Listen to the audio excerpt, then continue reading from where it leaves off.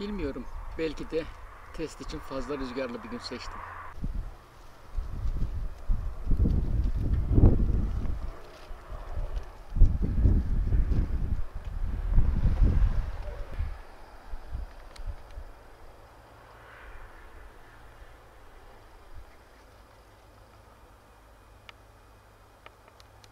Merhaba değerli arkadaşlar. Bir diğer inceleme videosunda daha kanalıma hoş geldiniz. Uzun süredir sizler için bir havalı tabanca testi yapmamış idim. Bugünkü testimizin konusu Nixon Serpent S karbondioksit tüplü havalı tabanca. Öncelikle bu testin gerçekleşmesindeki destekleri için Özler Ava ve Nixon Silah Sanayi'ne teşekkürlerimi sunarım. Serpent S dediğimiz gibi karbondioksit tüple çalışıyor. 5.4 FP'ye kadar gücü var. Aslında bütün özellikleri kutu üzerinde mevcut. Fotoğraflarını da yayınlamıştım.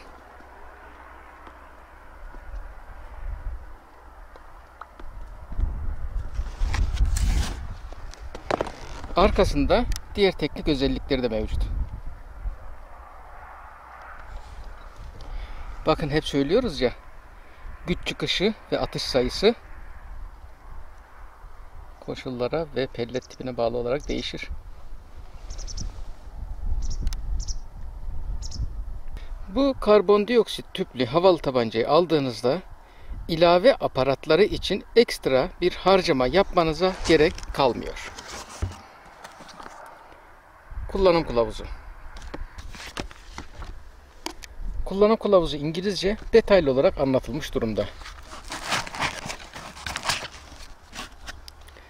Birinci olarak havalı tabancamız.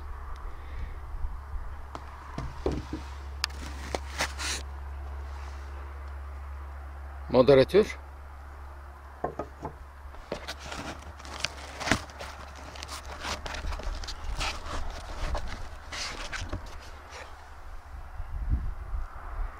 İlave takabileceğiniz dipçik.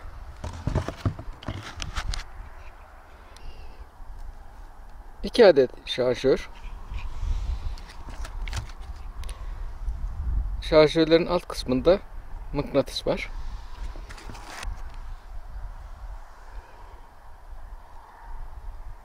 Tekli yükleme aparatı.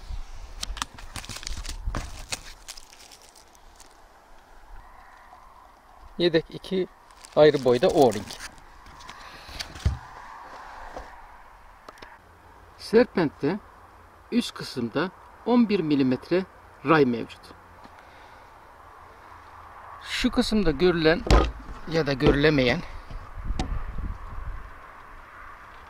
evet, bu kısımda görülen vidadan sökerek gez sistemini çıkarabilirsiniz. 11 mm raya uyumlu ayakla dürbün kullanabilirsiniz. Şu kısımda görmüş olduğunuz minik mıknatıs hem tekli yükleme aparatı için hem şarjör için.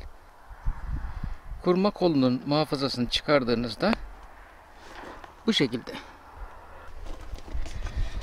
Arka tarafta dipçik girebilmesi için iki ayrı kapak var. Birinci kapak oldukça rahat çıkıyor. İkinci kapakta şu dil kısmında birazcık zorlandım. Dipçik takılıp çıkarılırken sorun yok. Bu kapak birazcık zor çıkıyor. Bir bozuk parayla bastırarak rahatlıkla çıkarabilirsiniz. Şarjörlerde görmüş olduğunuz hem mıknatıs hem de şu küçük plastik kısım şarjörü taktığınızda şurada görünür ise eğer şu kısmı oturmayı sağlıyor. Şarjör tam yerleşmiş oluyor. Tekli yükleme aparatında da şu kısımda var.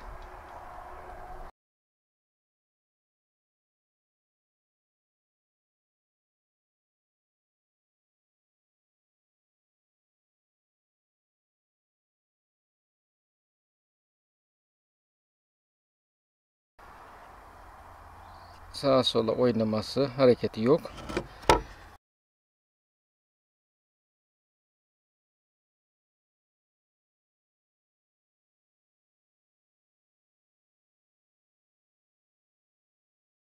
Testlerimde hunting tüpleri kullanacağım. Karbondioksit tüplü havalı tabancalarda contaları korumak için ben daha önceden yurt dışından getirmiş olduğum Pelgan Oil kullanıyorum. Tüpün başına küçük bir damla koyarak. Pelgan Oil bulamazsanız, ki yurt içinde yok çoğunlukla bildiğim kadarıyla, kendinden yağlama sağlayan ASG'nin bu ürünü gibi bir ürün kullanabilirsiniz. Belli bir tüp kullandıktan sonra bir tüp bundan kullanırsanız yağlamaya yardımcı olacaktır. Tüpe azıcık bir Pelgan Oil koyuyorum. Yahut buna muadil bir yağ kullanabilirsiniz.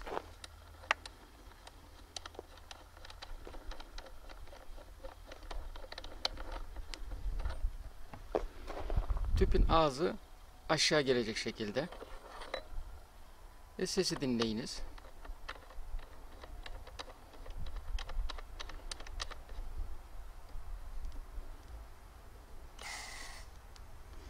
Bu sesten sonrasında çok anormal sıkmayın. Tatlı bir sertlikle bırakmanız yeterli.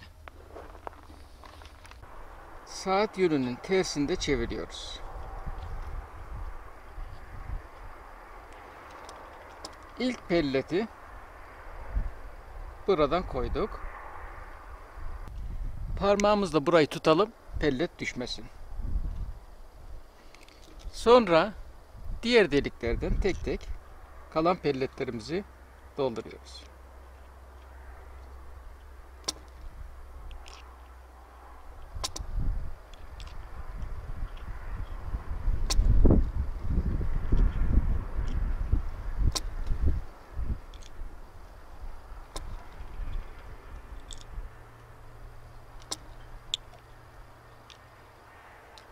Hiçbir pelleti zayi etmiyoruz. Biraz küçük idare edin.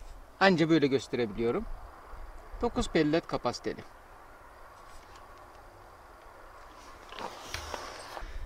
Arka kapaklarını söktüm. Dipçiyi takması ondan sonrası çok basit zaten.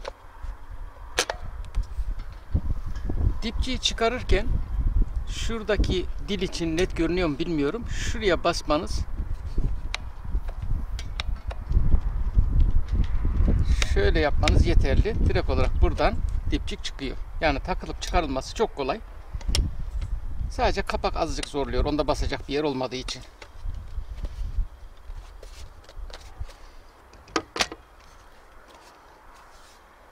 Dipçik takılı halde. İlk atışlarımızı bir yapalım. Şarjörleri doldurdum.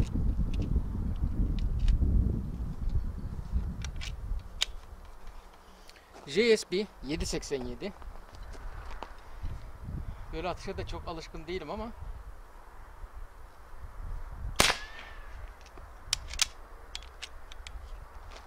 böyle atayım bari.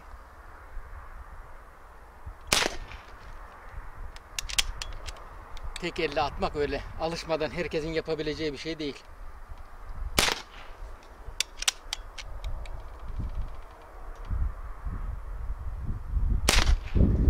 Kullanım oldukça rahat. Kurma kolu rahat. Şarjör herhangi bir karışmaya mahal vermiyor.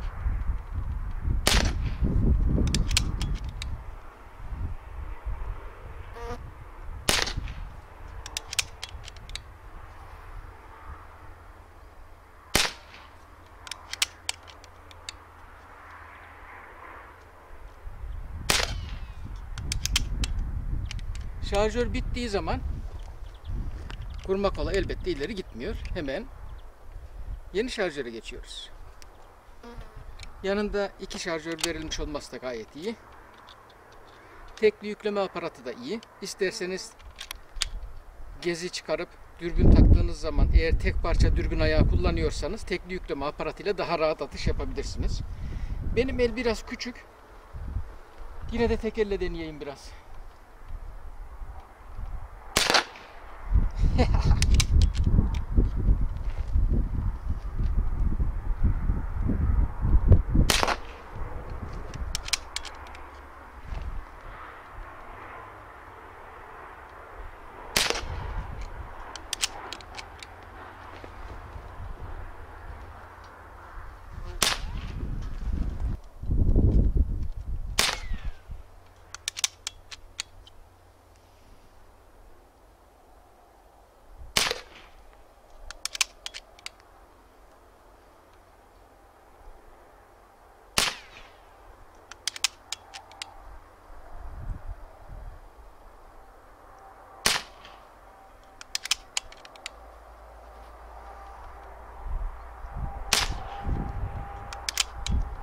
ve şarjör biter. İlk atışlarını yapmış oldum. Desteksiz olarak. Evet, mesafe kısa, hedef büyük. Önemli değil. Alıştıkça farklı hedeflere atış yapmaya devam edeceğiz.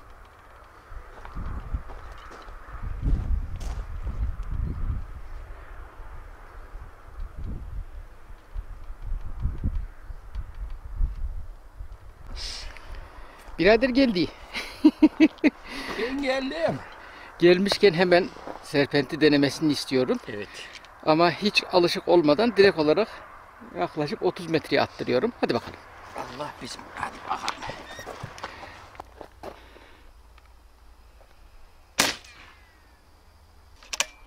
Toz kalkmıyor birader, ne yapayım?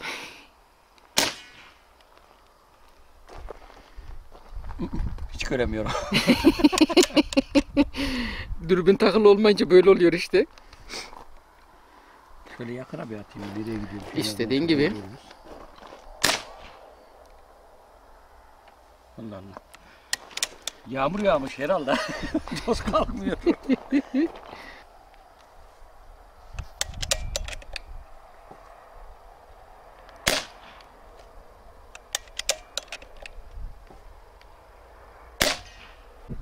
Ya ben çekimi bıraktım.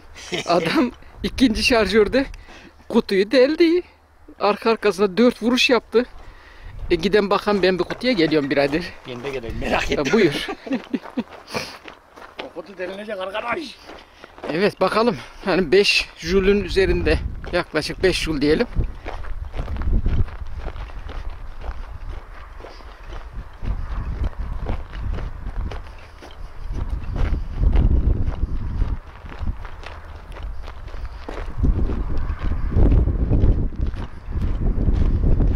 Güzel vuruşlar.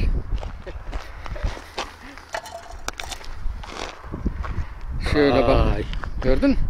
Gayet de güzel Adam vuruşlar. vuruyor be. Vuruyor. Reklam oldu ama neyse, şöyle göstereyim. Güzel vuruşlar. Adam vuruyor. Eline sağlık. Mesafe şu orası. Şöyle göstereyim. Tam şuradan atış yaptık. Taze tüpümüzü taktık. 15 metre JSP 787 grain. Kroniyi de ölçtürmeye çalışacağım. Bakalım olacak mı? Şöyle bakalım. 15 metrede hedef ne kadar küçük görünüyormuş ya gözle. Nereden güzel görünüyor. Ölçtü. Çok iyi. Yukarıdan vurdum bu arada. Aynı yerden devam edeceğim.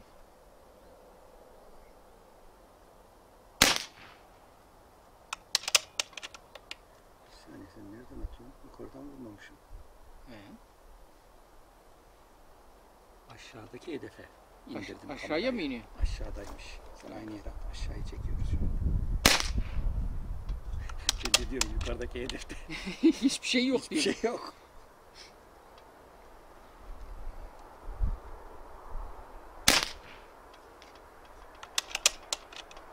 ...520 FPS'dir de ha.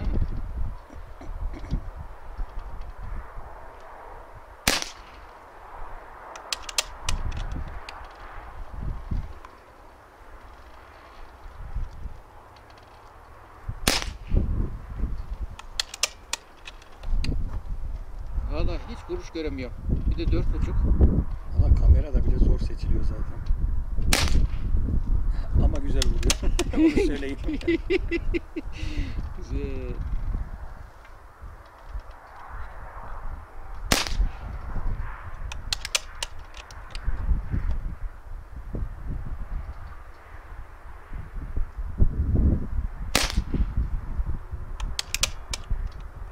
Birinci şarjör bitti biraderim. Üst hedefi almaya çalış. Birazcık üste atacağım, bakalım olacak mı? Şöyle söyleyeyim. Yuvarlağın sol tarafındaki çeyrek dairenin içerisine attım. Peki. Ona göre şey yap. Hazır mıyız?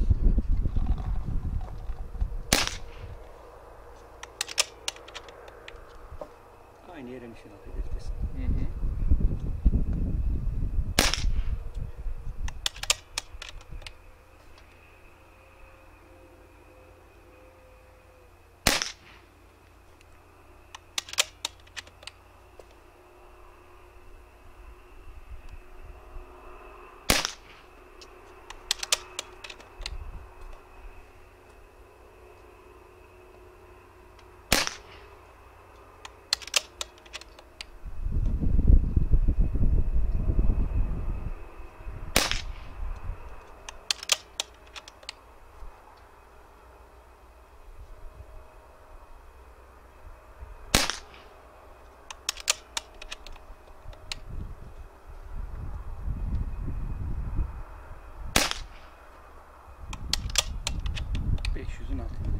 Daha yeni düştü. Güzel.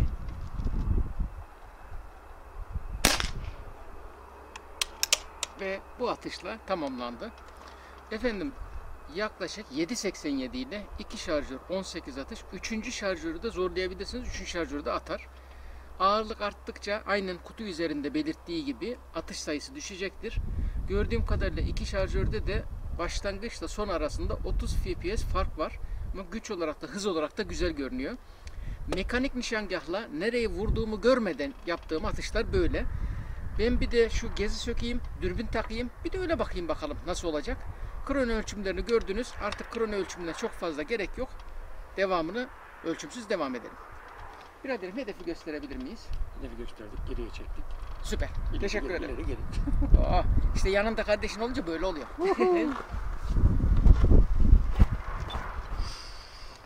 Atış hızları oldukça stabil. Evet, 2 defa duplu yaptım.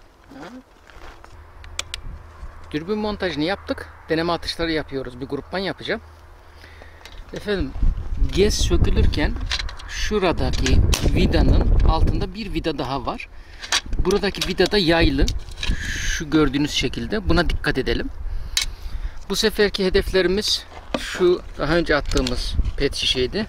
Şöyle göstereyim. Daha küçük hedeflerle 15, 30, 45 ve 70 metreye koymaya çalışacağım bunları. Yaylı kısmı unutmayın.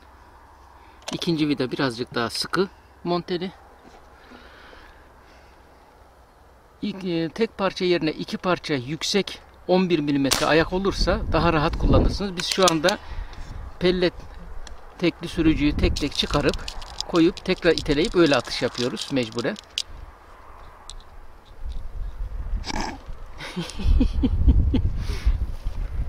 Yeni tüpümüzü taktık.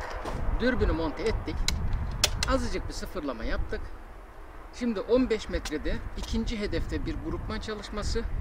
Daha sonra altında yer alan iki hedefe atışlar. Sonra 30, 45 ve 70 metre şeklinde. Bakalım. Önce grupman çalışmasını bir yapalım.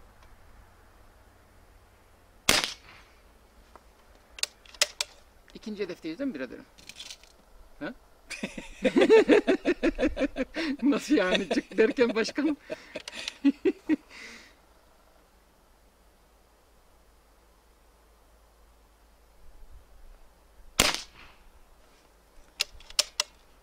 Toplu iğne atar gibi oluyorsun yalnız. Ya işte yarışmalar olsun, bazı ülkelerdeki kalibre kısıtlamalar olsun sadece buna müsaade ediyor. Buna da alışmamız lazım birader. Yani toplu iğne atmayalım. Biz biz alıştık 6.35'in kocaman deliklerine.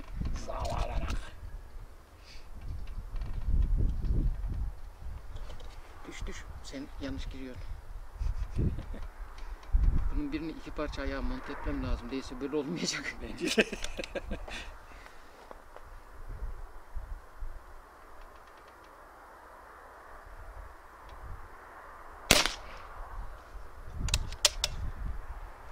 Ama şimdi hani mekanik nişangahla da çok kötü değildim değil mi? Değil. 6, 8, 9'muş. Hı hı. Yine grupmanın da gerçekçi olması için bir şarjörle 60 gibi yapalım birader. 4 oldu değil mi? 4 oldu.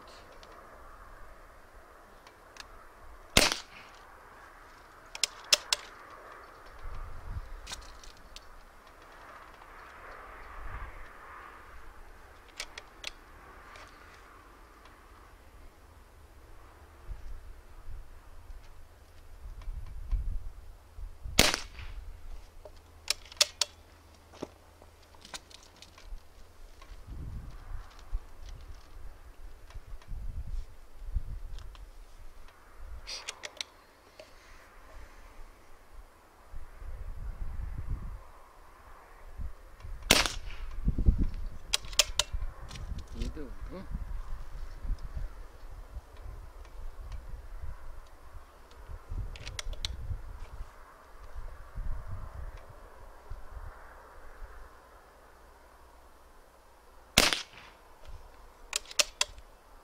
Sekiz ve 9. atışımız.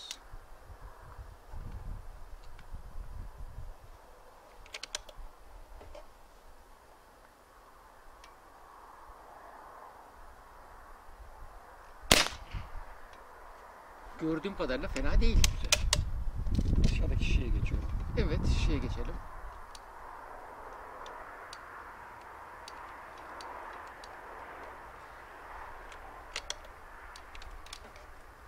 Hazır mıyız? Evet. Şişe gidiyor. Zaten gitmeme ihtimali yok onun. Bir iki daha at be. Tabii tabii.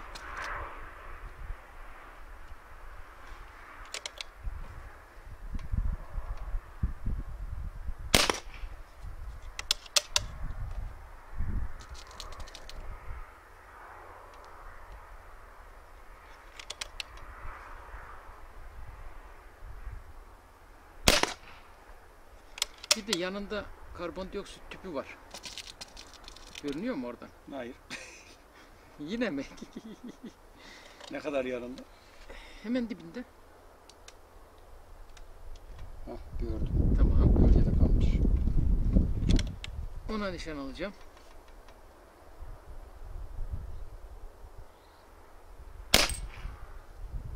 Tek atış, tek vuruş. Geri geliyorum. Evet. Biraderim direkt 30 metreye geçip odaklamayı yapalım. Bu tüpte 30 metreye atışı da yapayım. Sonra 45'te 70'i yapayım. Tamamdır. İyi. Üstten vurdum. Evet, gördüm. Efendim 30 metrede de gördüğünüz gibi rahatlıkla vurulabiliyor. Su şişesi diye çok büyük kabul etmeyin. Bu küçük şişelerden. Gitti. 1 lira daha gitti.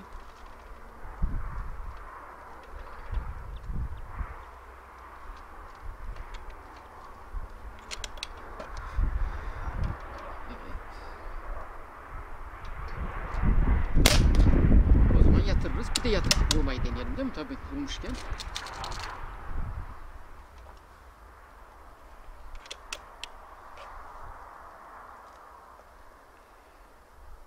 Yatıyor. Belki kazara vurmuşumdur. Dur. Belki kazara vurmuşumdur. Tamam. Bir daha vuralım. Videodan kamera sallanıp duruyor da. Hı hı. Ona da kum torbası takmam lazım da hala ihmal ediyorum.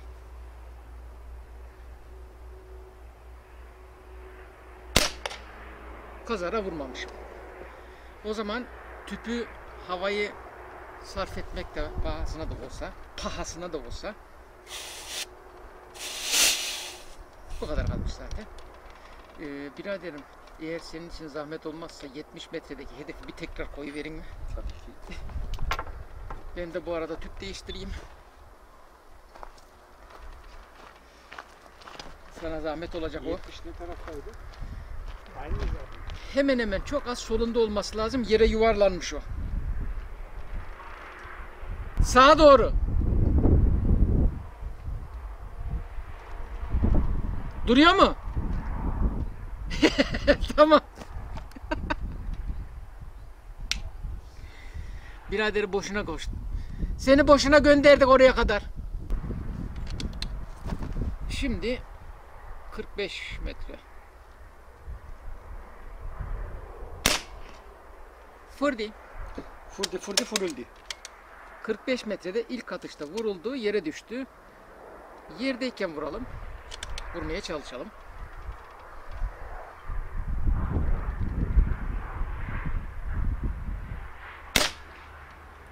Gördüm.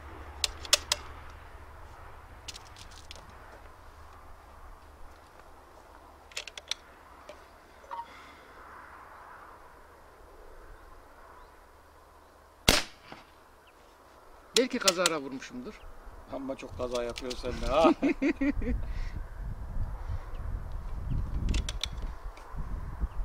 Yalnız rüzgar esiyor. Evet. Kazara vurmamışım. O zaman biraderim sana zahmet tam olarak 70 metre. Buradan da şöyle bir mesafeye gösterelim. Şimdi o 70 metrekindekini bulmak için bana şöyle 1-2 saat müsaade edin. Olur. Hakikaten neredeyse görünmüyor. Ben de diyorum niye düştü zannettiydim ondanmış. Evet. Atışa başlıyorum. Oo, düşmeyi gördüm.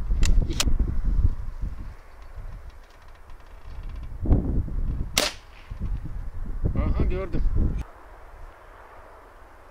Gidiyor. Gördüm. Rüzgar o mesafede hızla düşük olduğu için oldukça fazla etkiliyor. Yani güç yettiği kadar atmayı deneyeceğiz.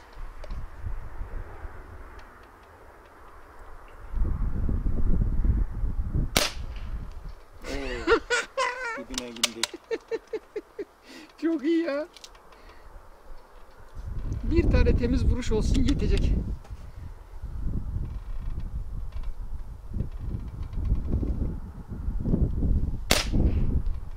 Aynı yerde.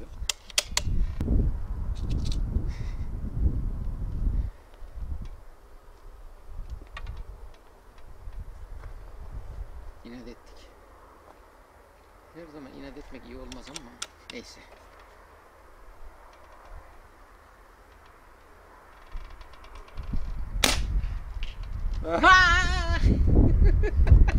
Tebrikler.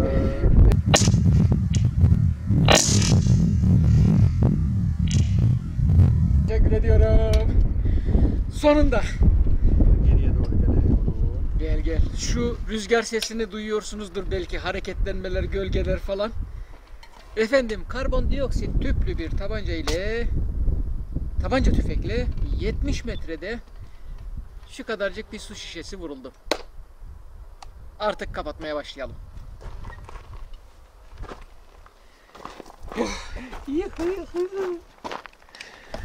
Kapatmadan ben bir gidip bakacağım oraya.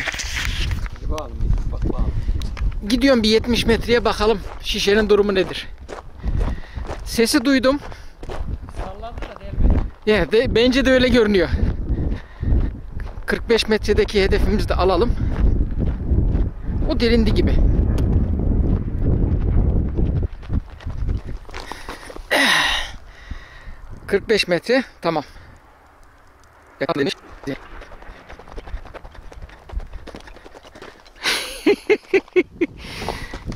Bunu söylesem kimse inanmaz. Buna 70 metreden şişe kapağı açtık.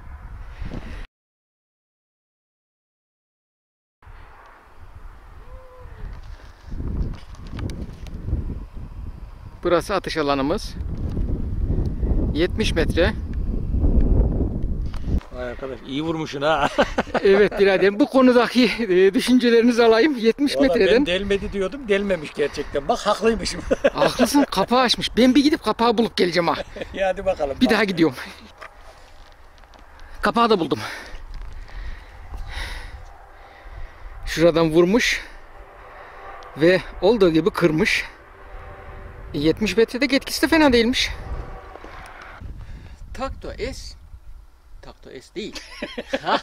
Biraz önce baktık ya, ondan o. Spoiler'ı çelir. Az sonra gösteririm.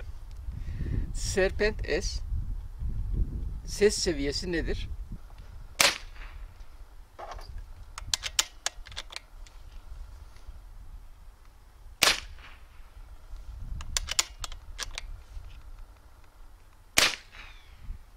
...110 desibel civarında diyebiliriz. Hemen moderatörünü takıyorum.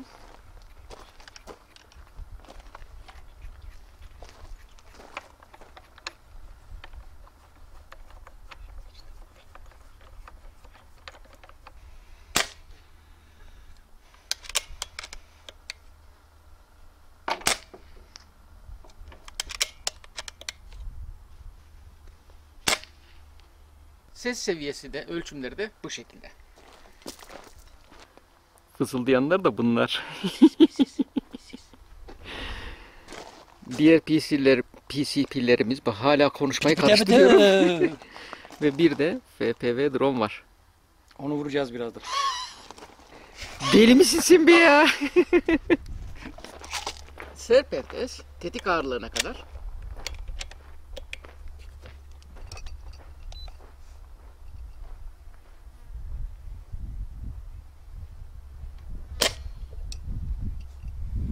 Şöyle göstermeye çalışacağım. 1522.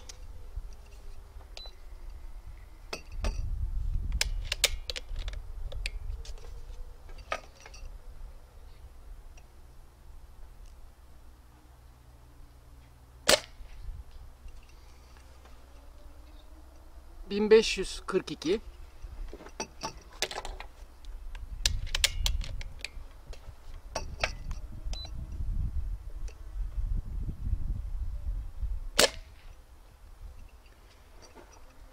...1516.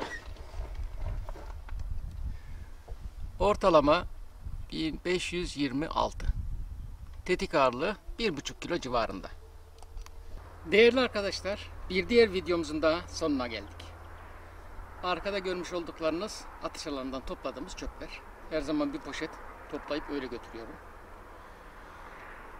Serpent S modeli hem havalı tabanca hem mini bir havalı tüfek olarak oldukça keyifli atışları var. Üzerinde bulunan 11 mm ray sayesinde ister bir red dot, ister küçük ebatlı bir dürbün kullanabilirsiniz. 2 parça dürbün ayağı kullanırsanız daha rahat edersiniz. Kutu içeriği oldukça zengin. Bu videoda kullanmış olduğum dürbün yine Hawk Vantage 2732 modeli. Biraz kirlenmiş. Optik zoom olarak çok yeterli değil, 70 metrede falan, ama uzun mesafe atışı olarak bu silah için diyorum, gayet randımanlı oldu. Efendim, bizleri izlediğiniz için teşekkürler. Önümüzdeki videolarda görüşmek üzere. Takipte kalın, sağlıcakla kalın. Elimizden geldiğince yeni modellerle, yeni olmazsa eski modellerle, ama her zaman atışlarla ve testlerle sizlerle olmaya devam edeceğim. Bunun için elimden gelen gayreti göstereceğim. Görüşmek üzere efendim.